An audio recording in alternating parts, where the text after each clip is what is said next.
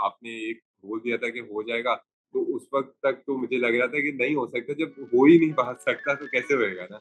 कि हैरान था मैं देख के कि भई लेटर आ गया, वो भी कोई अनकंडीशनल लेटर है कि मुझे 2 महीने में B1 तक जर्मन नहीं करनी पड़ रही है, ये नहीं करना पड़ रहा, भई unconditional English taught program. Hello भाई, कैसे हैं आप तो सब लोग।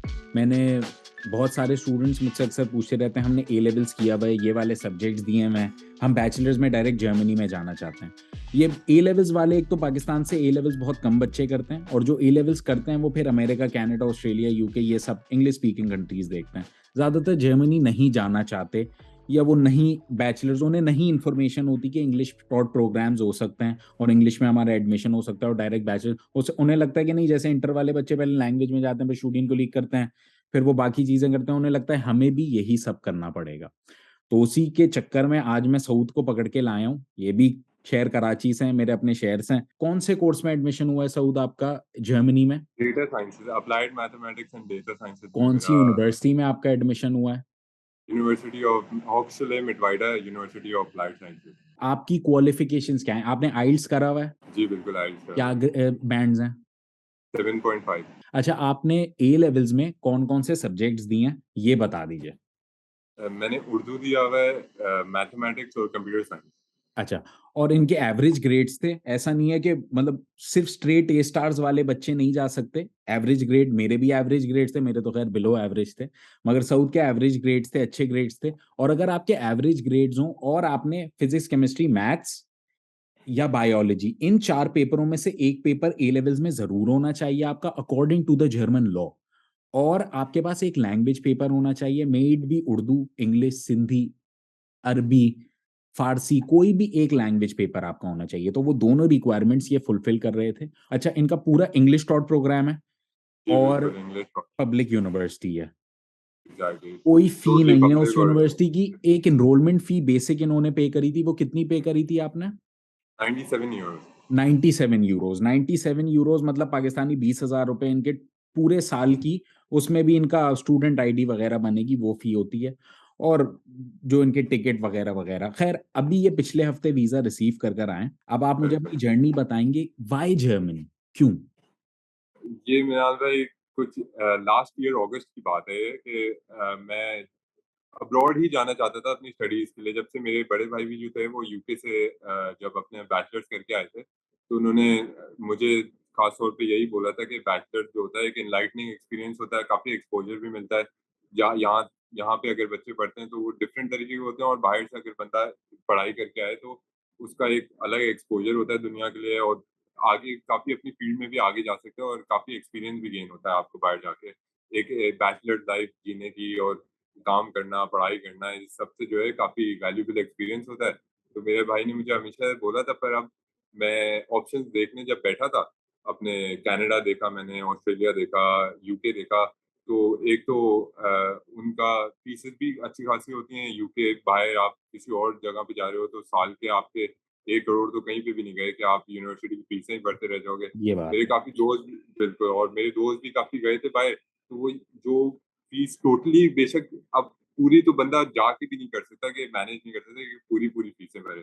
पर आधी फीसेस के बाद भी मैं देखता था कि बच्चे जो हैं वो घर से बेशक आधी फीस मँगवाते थे और कामों में लगे हुए हैं। वो बेचारा मुझे फ़ोन मिला के बोल रहा है, यार जैसे सोचा था ना कि बाहर जैसी ज़िंदगी होगी वैसी नहीं गुज़र रही यार, डबल-डबल शिफ्टें भी करनी पड़ रही है, ये करना पड़ रहा है, वो करना पड़ रहा है।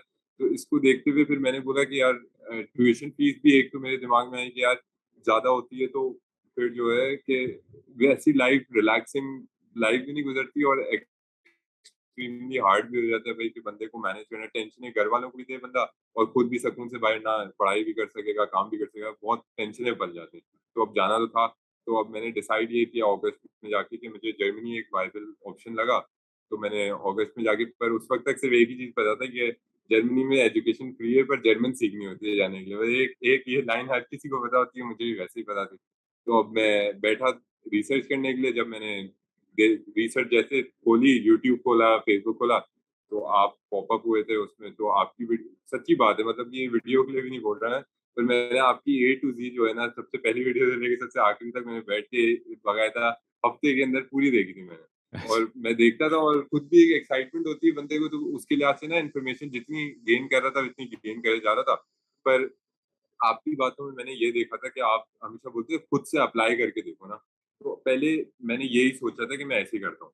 पर फिर मेरा जब रिज़ल्ट आया तो अब फिर मैंने एक्चुअली जब अप्लाई करने के लिए बैठा, तो मैंने देखा कि बेसिक रिक्वायरमेंट ही नहीं काउंट कर पा रहा मैं, और मेरे ग्रेड्स भी एवरेज के, मैं इन तीनों पे कैसे अप्लाई करूँ?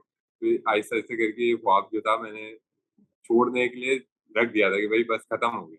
फिर मैंने बोला कि यार क्या जा रहा है कि आपको मैसेज करके देखता हूँ मैं इंस्टाग्राम पे, मैंने बोला कि शायद रिप्लाई आ जाए आपसे। तो मैंने आपको जब मैसेज किया तो मैं एक्सपेक्ट यही कर रहा था कि आप आगे से यही बोलेंगे कि भाई मुश्किल है ये, कैसे तुम बोल रहे हो बात के, कैसे होएगा तुम्हारा एडमिशन जब रिक्वायरमेंट्स ही तुम्हारी नहीं। तो जब मैंने आपको मैसेज किया तो आपने बोला कि हो सकता है आपका कुछ हो सकता है, तो फिर मुझे होप नज़र आया कि भाई मेरा हो सकता है जब एडमिशन, तो फिर मैंने आपसे फिर कॉन्टैक्ट किया।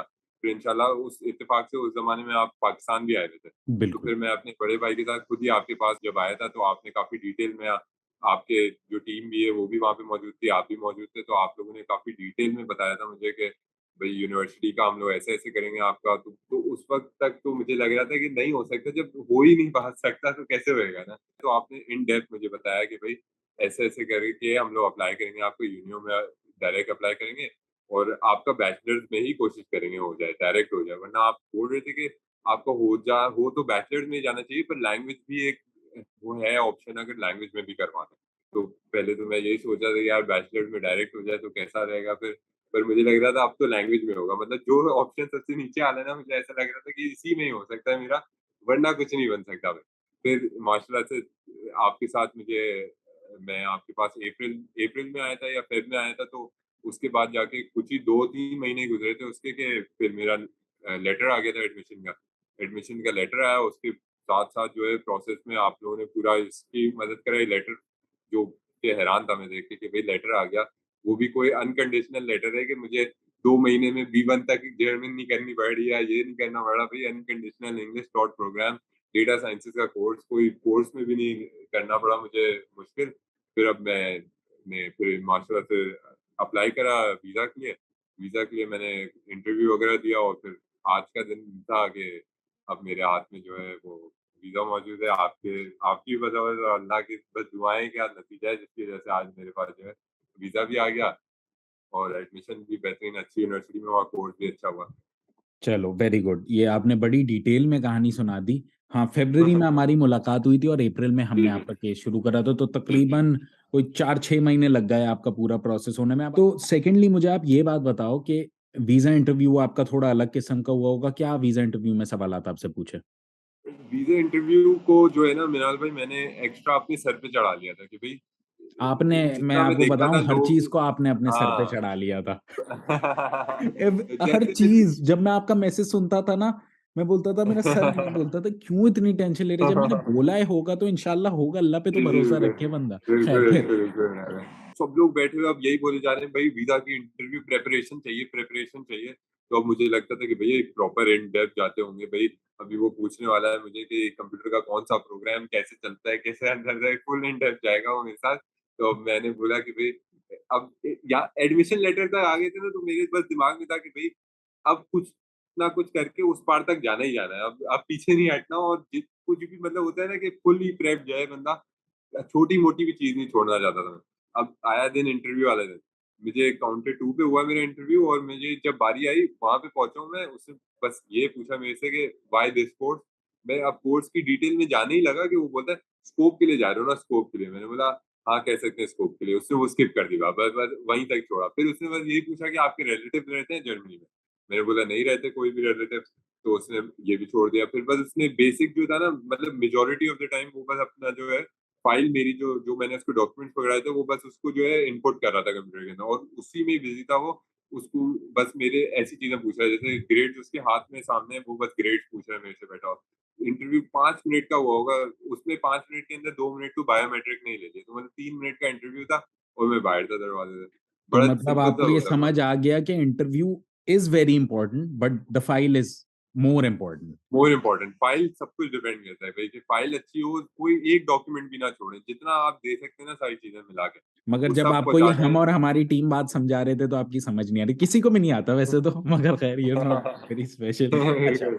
भाई, मैं आप लोगों को भी ये इस वीडियो के तहत गाइड करना चाहता हूँ कि देखें, अगर आप लोग भी जिन्होंने इंटर पास किया हुआ है वो भी अगर बैचलर्स में इंग्लिश शॉर्ट प्रोग्राम में जाना चाहते हैं ना, तो वो भी जा सकते हैं, मगर उनको 2 सेमेस्टर्स बैचलर्स पाकिस्तान से करना पड़ता है। अब जैसे आप कंप्यूटर साइंस पढ़ने जाना चाहते हैं तो सऊद ने 13 ईयर्स ऑफ एजुकेशन, क्योंकि इन्होंने ए लेवल्स पढ़ा है तो इनके पास 13 ईयर्स ऑफ एजुकेशन है।